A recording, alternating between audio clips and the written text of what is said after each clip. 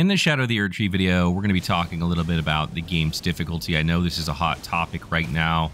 Calibration 1.12.2 just dropped yesterday that made the game a little bit easier. I wouldn't say it made it much easier, but it made it a little bit easier, particularly for new players. So I want to talk a little bit about that. I want to talk a little bit about other ways that you can make the game a bit easier for yourself. And I also want to talk about the general difficulty of Shadow of the Erdtree and what I think about it. So the calibration has done a couple things. First of all, it's increased the maximum total damage that you can deal from 2 times to 2.05 times, or effectively a 5% raise in cap of damage that you can deal. It's also reduced the total damage that you can take by getting Scadutree Fragments, and previously you'd cap out at 50% damage negation, and now you can cap out at, I think it's like 51.3 damage negation. So you're going to have like an extra percent and change of damage negation. Now, that is not a ton in the grand scheme of things, but when you take a look at the curve in terms of how much damage you increase with Scadutree Fragments and how much damage you reduce, the curve is much stronger earlier now. It used to be completely linear, just going up 5% or down a certain amount of damage reduction each level. Now it goes up much more at the beginning. For instance, just getting 2 Scadutree Fragments, using them will now increase your damage dealt by 10%. That's way up over 5%. That's like a huge increase. And when you've turned in, when you're at level 3 of Scadutree Fragments, you now deal basically 125% damage. You would have to be at level 5 before. And at level 7, you deal 150% damage. And previously, this would have been 135%. So early on in the DLC, you're going to deal more damage and take less damage. And assuming that From has gathered data to realize that people are really struggling at the beginning. And, you know, when we were playing through pre-release, I can tell you that the game kicks you in the mouth when you first start playing the DLC. Enemies hit like an absolute freight train, and bosses are harder. And there was a huge learning curve to get used to it. And once you get used to it and you figure it out, readjust your build a little bit, it's okay. But I could see how players would struggle coming into Shadow of the Erdtree, even if they felt like they were prepared, because I know I struggled a bit. So overall, I think this was a smart change. Now, I don't know if it's going to fix all the issues in terms of balancing in the DLC. It's certainly a step in the right direction. It is not usual for Fromsoftware to listen to player feedback and change things accordingly. From kind of does things based off information that they gather. I'm assuming that's how they make them with their balancing patches.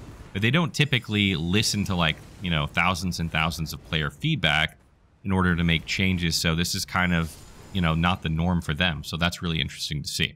And the Scadutree Fragment system, in order to balance the Shadow of the Erdtree area, it's a system that works, but I don't know if it's the greatest system. We mentioned this in our review, that it kind of feels like the progression of your character is far more involved around gathering Scadutree Fragments than it is about finding new gear, new Ashes of War, new weapons, new talismans, etc. Even though those are a huge part of your build, a lot of those weapons and Ashes of War, spells, etc. are kind of rendered moot if you're not picking up Scadutree Fragments. Because even if you pick up a wicked weapon and you don't gain Scadutree Fragments, you're still going to struggle against certain bosses and things like that. So it kind of changed the way you gain progress in the DLC. And obviously the intention here was to make it so that all the equipment that you gathered in the DLC would still be viable outside of the DLC, but not in a way that where you just slaughtered everything and now you don't want to play the base game anymore at all with the weapons you gained there, because they're just so powerful that there's no reason to do it. And this is because, you know, the system that Fromsoftware uses in their games, where they make every single weapon viable. If you've watched our weapon series on this game, you know that you can make a proper build out about just about every weapon in the game. So they can't put items in the game that are, you know, like typical RPG progression, where you go from the iron sword to the silver sword to the gold sword, etc., like something out of Final Fantasy, because if you did that and then took it to the base game, you'd absolutely destroy everything. So this was kind of their solution to that. And it works, although I'm not sure it's the greatest system, but I don't know how they would create a perfect system. It's not going to be perfect. Either you create powerful items that then dominate the base game, or you create a system like this that allows those items to be transported out and used in the base game, but then you have a progression system that's probably not optimal in the DLC. But despite gaining Scadutree Fragments and increasing that, a lot of people are having difficulty in the DLC with boss movesets.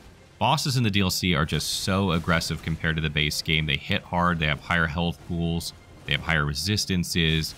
People are just not prepared for that. And on top of that, you have a lot of new Ashes of War that hit multiple times with these epic looking combos. But if you get hit once in the middle of them, a lot of times it interrupts that combo, making them very difficult to use. And even if it doesn't interrupt them, you trade damage. And a lot of times bosses hit really hard. So trading damage is not optimal in a lot of cases. And it's just kind of a weird difficulty spike in terms of really learning these bosses. Now, there's some of the best bosses that Fromsoftware has made, in my opinion, and definitely some of the most challenging, and I really love the boss fights.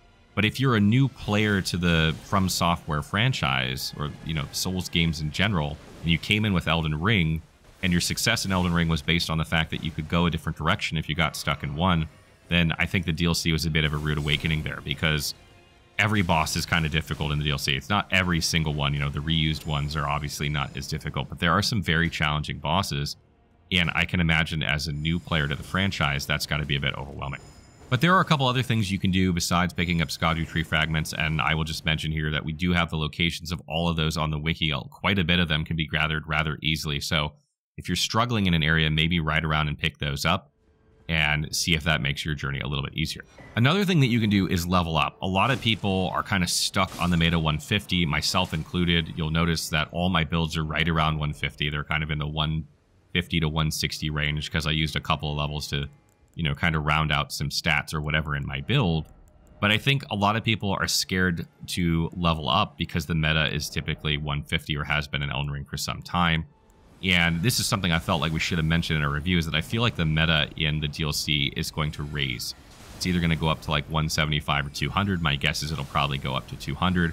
So if you're not leveling up, make sure you're leveling up. Make sure your vigor is at least 55 or 60. Vigor drops off significantly past 60. I don't recommend going higher than that. So make sure you go 60 vigor and, you know, keep leveling your damaging stats. And also you can try and find weapons that have multiple stat scaling that have good scaling. There are a lot of weapons in Elden Ring that will never reach their full potential in one playthrough and are very good New Game Plus type weapons where you will gain more stats. The DLC can kind of fill in for New Game Plus here as you're able to fight bosses and enemies and gain more levels and stuff and reach the potential of those. So be on the lookout for some of those weapons that can reach higher attack ratings with more levels.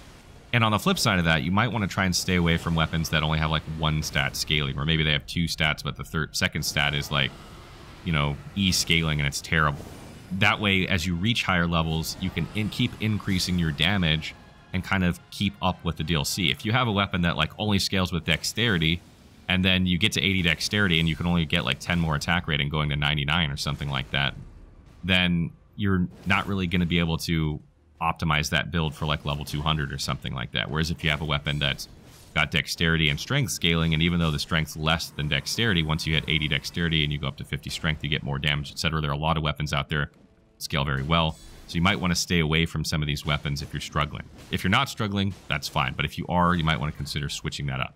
And then lastly, I'll say that I feel like talismans are really the way to get stronger in the DLC. There are a lot of new talismans that boost damage and can stack with like Shard of Alexander or other damage boosting talismans like Rotten Winged Sword Insignia or Axe Talisman.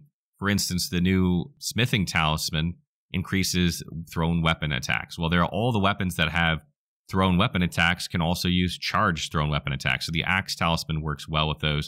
So you can double stack talismans to get more damage out of those weapons. Or weapons that have stances, Rolana's Cameo increases their damage if you hold it for a second or two, and then you can stack Shard of Alexander with it to get even more damage. So there are talismans out there that you can stack with existing talismans to get even more damage. That is a good way to increase the damage that you're dealing. And then lastly, before I close out this video, I will say, just speak briefly on what I personally think about the difficulty of the DLC, and I'll just say a few things. First of all, when we were playing pre-release, I was able to make it all the way through the DLC with only changing my build very, very slightly. I changed like a talisman. I got the two-handed talisman, which is really good if you're using a big bonk weapon like I used, and I changed my Lion's Claw Ash of War to Savage Lion's Claw. That's literally the only change I made to my build. I didn't level up, and I was able to use like Mimic Tier or whatever and get through a lot of bosses. I was, you know, pressed for time. I've been learning the bosses as we go now, but if you're using the Mimic Tier, for instance, and you have a decent build, I was able to clear most bosses pretty quickly, so I think that the DLC is not as challenging as some people are making it out to be. One of the things about Fromsoftware games is that a lot of the difficulty comes down to knowledge. How much knowledge do you have? And one of the reasons that the wikis are so popular for these games is that it's a place to collectively gather the knowledge together that you would never be able to gather by yourself in thousands of hours of playing. You know, I have thousands of hours, 2,000, almost 500 hours in Elden Ring at this point. I learn new things about this game every day that I play. And a lot of new things I learn are from people that post things on the wiki. And when you learn things, it makes the game easier. And there's still a lot of information that we don't know about certain things, or maybe it's not widely known. For instance, if you know a particular boss is very weak to bleed, for instance, then that boss becomes a lot easier if you have a build that can take advantage of that. Like, that one piece of information alone can take a boss that is slaughtering you into a boss that's super easy. Or maybe there's a consumable item that works amazingly well with a specific boss, but you don't know about it, but once you learn about it, that boss goes from being unbeatable or took you hours to beat, being able to beat it like first or second try every time. There are a lot of things like that in Elden Ring and in Fromsoftware games that make it easy to say the game is too difficult now, but let's see how difficult the game is in a month from now or 2 months from now when all that information is known. You know, players can just use that to cheese a lot of bosses like you see in the base game now.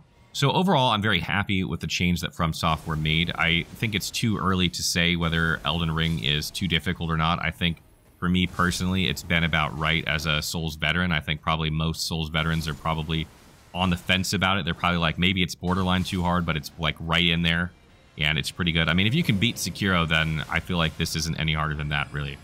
And the thing about Sekiro is you didn't have cooperators, right? Like, you couldn't have somebody come into your game who knew the mechanics, who had a busted build, just help you get through a tough boss. You can do that in this game. Sekiro, you had to learn the mechanics or you didn't win. Like, that's literally all there was. So here you still have that option. And you can learn bosses by getting summoned. You know, this is something that people, I don't all think, are also considering, that you can put your summon side down, go get summoned for a boss like 20 times in a row, help people with that boss, learn that boss without really any risk to your own character. So there's that as well. So that wraps up our video on the calibration, which is patch 1.12.2. I hope you guys are enjoying the DLC. I want to know what you guys think about this patch, though. What do you think about the difficulty of Shadow of the Erdtree's DLC? Do you think it's too hard? Do you think it's pretty close? Do you think it's too easy? Like, what is your thoughts on it? Let me know in the comments below.